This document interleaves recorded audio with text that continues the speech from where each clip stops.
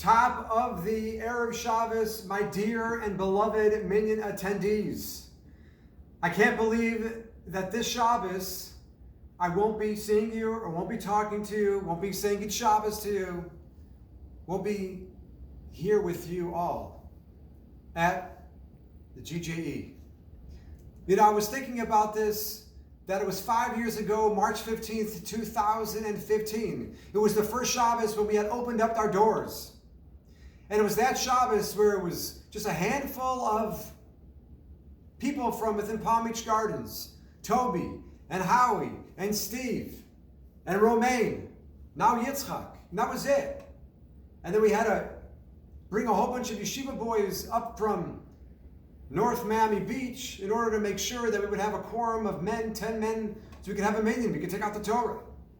And I remember at that Shabbos when I got up to speak, I said, now that our doors have been opened, our doors will never be shut. And it doesn't make a difference whether I'm the only one here, or it's 3 of us, or 5 of us, or 6 of us, or 2 of us. I'm making that 2-mile walk every Shabbos. And I'm going to be here. And now it's almost 5 years later to the day, March 20th, 2020, when tomorrow, or tonight even, for Friday night minyan, the doors will be shut. Shabbos morning minyan, shut. Sunday morning minyan, shut. Who would have ever thought, because of a pandemic, that was the reason why we wouldn't be getting together and having a minyan over the next couple days. And I want to share with you something very, very brief, because time is of the essence as Shabbos is starting soon. But this week's Shabbos is a double parsha by Yaakov and Pekudei. It's Parshas HaChodesh. It's Shabbos Mevorachim. These are special parshios and special times. And yet we're not going to be here. But what I want to share with you very quickly is that this week's parsha begins with, and Moshe assembled the entire assembly of the children of Israel and said to them, these are the things that Hashem commanded to do.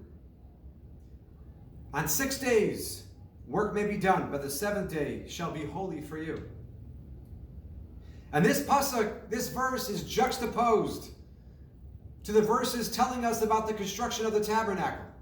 And the message that that Moshe was telling us was that even though the construction of the tabernacle, where Hashem's divine presence was resting, was awesome, but even that had to stop and cease in construction because of the holiness of the Shabbos day.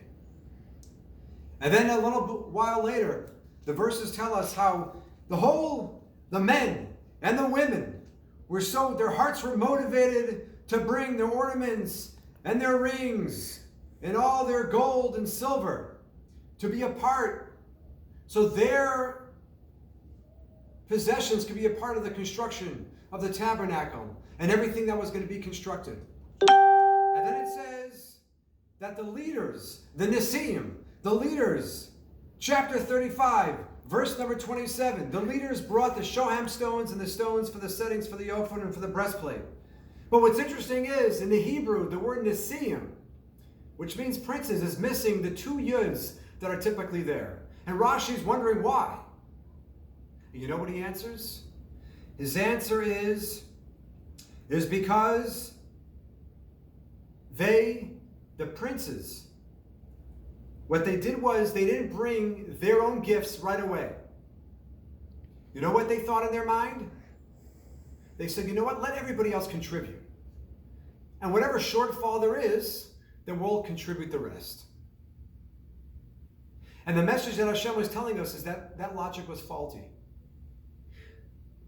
That they should have been so excited, and their exuberance should have been so off the charts, that they should have also as well contributed along with all the other men and women that did from the get-go.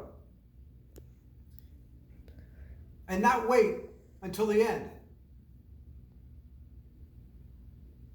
So what's my takeaway?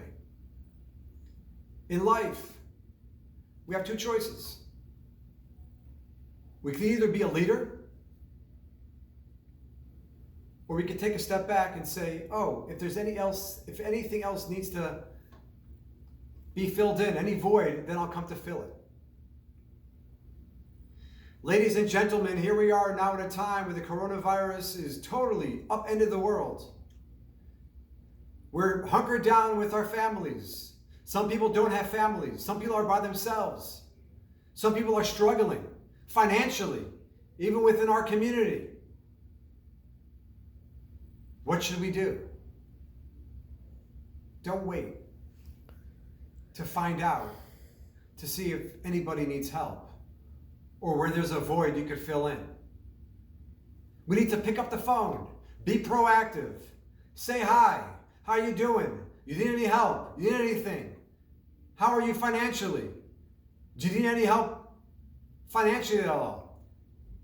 Maybe I can lend you money. Maybe I could just give you money. Be proactive. Say, what can I do right now, instead of waiting to hear about maybe people in need, to say, oh my gosh, I better come in there, and I better come and try to help out where people need help. Have an amazing Shabbos.